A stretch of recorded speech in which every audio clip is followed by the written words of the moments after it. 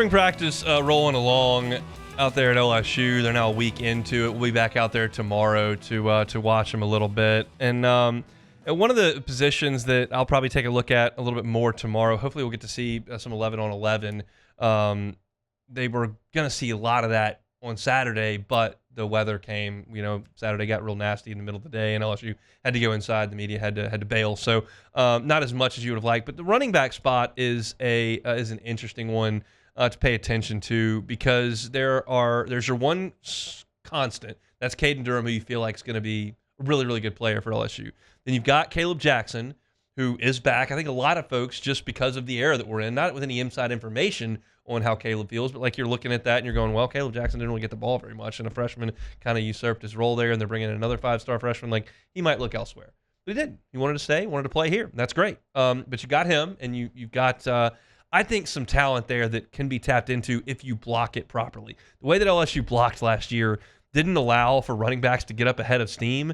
And Kaden Durham can outrun some folks to the corner and bounce things outside, and he's a little shifty, and he can do those kind of things. Kaleb Jackson needs a head of steam to get downhill through a hole and then outrun some linebackers and run over some safeties. That's his game, and you didn't allow him to do that last year, but he's back. And he's got a little bit of talent as well. And then you've got Harlem Berry in the mix, and you'll have JT Lindsey when he enrolls in the summer. So you've got some moving pieces behind Durham, who you feel like is your dude. And Brian Kelly went to the podium yesterday, and he talked about, or that was Saturday, I guess, and talked about Caden Durham and what he's seen from what I guess now you would call a rising sophomore running back.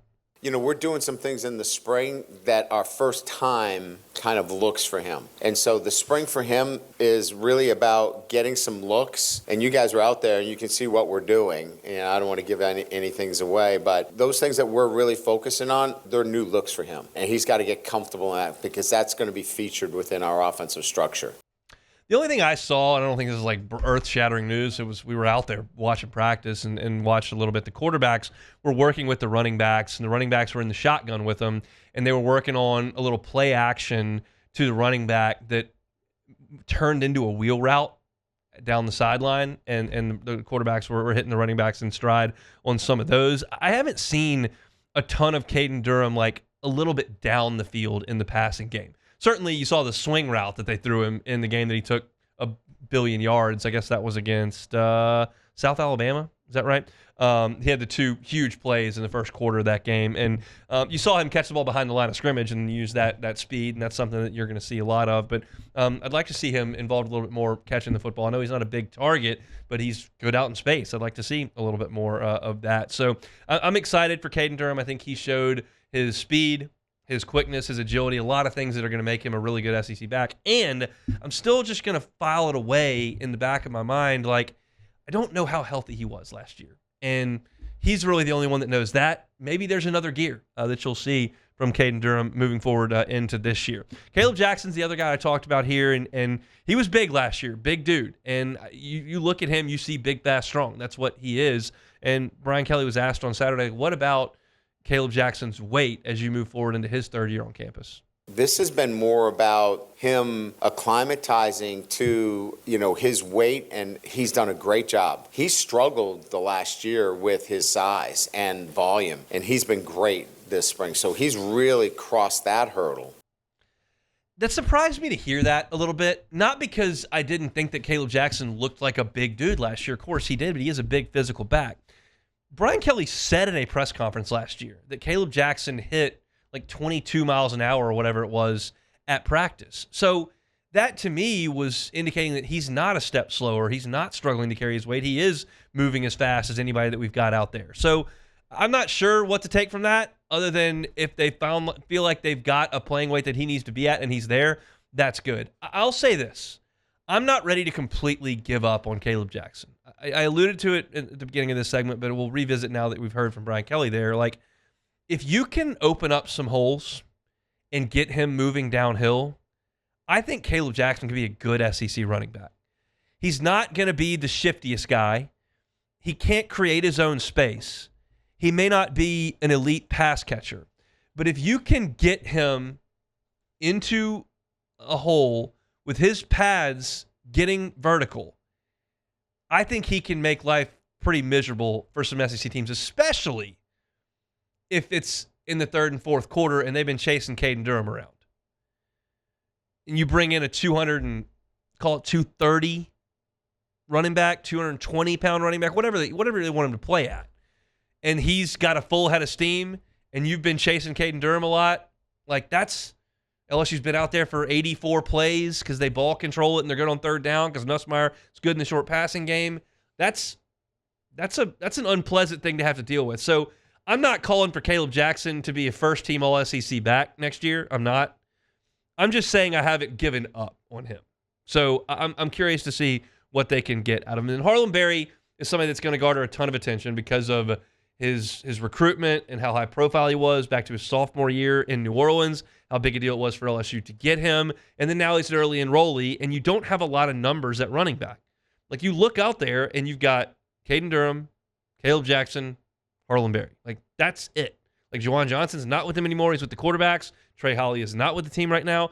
JT Lindsey is not here yet. So, like, you don't have a lot of depth. So, like, just because of the numbers, Harlem Berry is going to get a ton of reps. And they can do with Harlem Berry just about anything they want to do with Harlem Berry because he's shown the versatility to, yes, be an every down type running back who can run between the tackles and make guys miss and outrun folks. But he can also catch the ball. He can split out in the slot. They can put him on the field at the same time as Caden Durham and put them both in the backfield and then motion Berry out. Like, they can do whatever they want with that skill set because, and I use this caveat and this disclaimer every time because I want to be very clear that I'm not comparing the production level.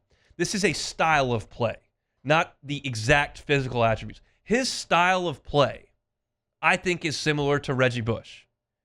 If you played Reggie Bush in Matt Leinert's offense in the slot, I think he would have been a star.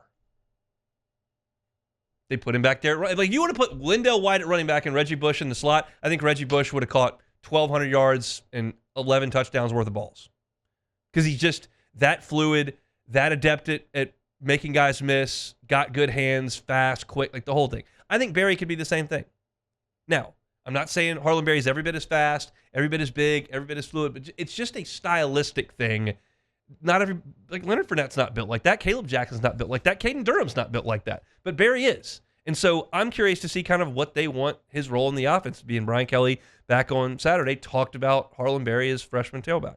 Add Harlem Berry into it, who's just, figuring out the offense, but you can tell he's extremely talented. And now it's just a matter of him learning the offense and putting a coat of armor on him. But I think all three of them are having a good spring. I mean, Brian Kelly talks about that coat of armor all the time. That's just extra weight. that's just getting bigger as a freshman. Everybody's going to put on the same pads, but some guys have a little bit more weight to them, and Harlem Berry's got to do that. And so this is going to be a big step up for Berry. You're talking about a guy who played 1A football, was big, fast, strong, was dude on the field all the time, and now you go out there and you're not the biggest, fastest, strongest dude out there. They're all over the place. All the guys on that defense can run with you. And you've got to play a little bit differently than you did in high school. And for everybody, that adjustment comes at a different speed. I just think it's a very good thing for Harlem Berry because of how versatile he can be and the many things that they can do with him. I think it's great to have him in at spring ball, to give him a month here with no game plan, no game to get ready for. It's a little bit slower pace. I think that's a good acclimation point for him to be able to go out there and be a guy that is going to be a piece of this offense. I mean, I expect Caden Durham to handle, let's call it 80% of the duties back there, but I think that leaves, maybe not that, maybe 70% of duty back there. That leaves 15% for Jackson, 25% for Berry. I mean, I think that's maybe realistic, and I think that's enough talent. Is it enough depth? I guess time will tell. Running backs tend to get banged up. But that's enough talent to win in an SEC schedule. But you got to get through that, and that's where the depth can come from. But that's a look at the running backs. We'll hopefully get a little bit more info from them as we go out to practice coming up tomorrow. Hey, thanks for watching Hunt on LSU. Before you get out of here, do us a couple of favors. Hit that like button, leave your comments below, and subscribe to the channel for all your Fighting Tiger football talk. See you next time.